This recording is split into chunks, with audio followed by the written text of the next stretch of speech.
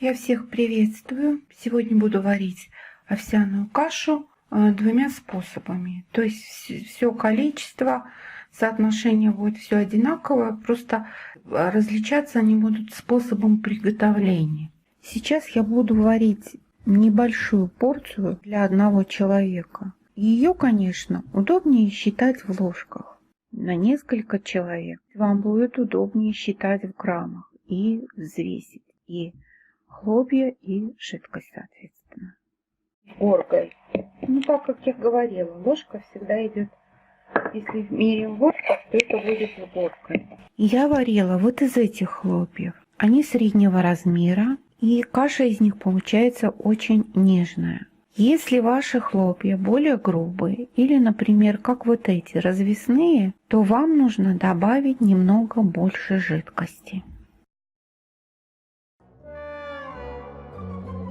Значит так, есть хлопья грубые, у них очень такой ярко выраженный натуральный вкус. Они всегда, сколько бы их вы ни варили, свою структуру сохранят. Вы ее будете чувствовать, говорят про макароны аль денте, так и тут.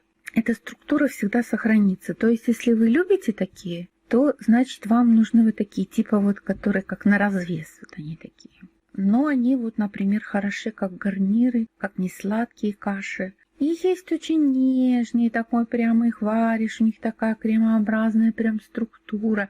Нет, это не быстрого приготовления, это тоже овсяные хлопья, но они уже такие очищенные, вот, и они очень нежные. Ну, в общем, кто что любит. Сейчас огромный выбор хлопьев, пробуйте такие, все. Про хлопья я вам больше ничего нового не открою. Под жидкостью что подразумевается? Или это просто вода, если вы любите на воде кашу, или это смесь воды и молока, причем в том соотношении тоже, которое вам нравится. Я, например, люблю 50 на 50, 50 воды, 50 молока. И третье это одно чистое молоко. Кто-то любит овсянку чисто на молоке. Я буду варить в такой кастрюле, и вам рекомендую, с толстым дном, потому что именно эта кастрюля позволяет варить на минимальной мощности вашей плиты очень быстро, и при этом каша ваша убегать не будет. А в обычной кастрюле и убегать будет, и пригорать будет, долго будет варить. В общем, все понятно. Итак, начинаем варить кашу. Значит, в первом способе берем жидкость, которую отмерили. Вот у меня тут 8 ложек, 6 молока, 2 воды. Я так вот этот раз разбавила. И ставим на огонь на средний нагрев. И доводим до кипения. Снимаем кастрюлю с огня. Убавляем до минимума, который только возможен у вашего нагревательного прибора. В кипящую жидкость бросаем промытые хлопья.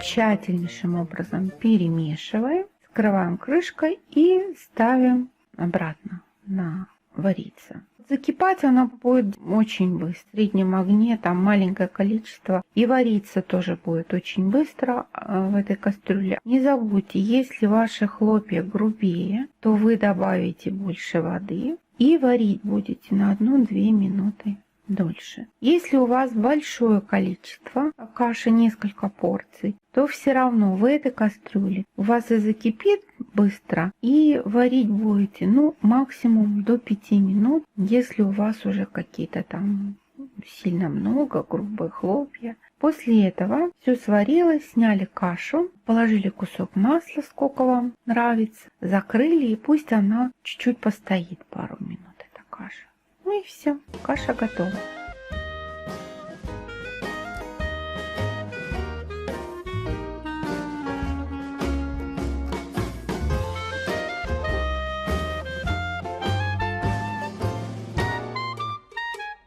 Да, кстати, вот когда вы уже ее сняли, вы ее и заправьте. хруст и щепотку соли. Если хотите сахар, если хотите мед, если хотите ничего, потому что будете, может, добавлять фрукты, варенье и так далее.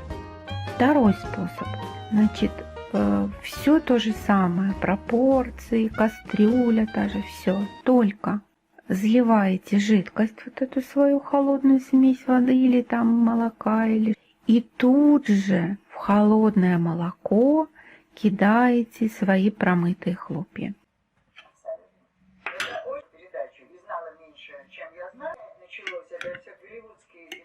И ставите на средний огонь. Видите, что у вас каша закипает, быстро убавляете до минимума самого и оставляете довариваться 1-2 минуты. 1-2 минуты это для одной порции. Если много каши, то там будете доварить, но не больше 5 минут тоже. То есть разницу поняли. Там в кипящее молоко бросаются хлопья, здесь в холодное молоко кидаются хлопья. Так вот, на мой вкус, во втором варианте каша получается нежнее. Ну, не знаю за счет чего уж там.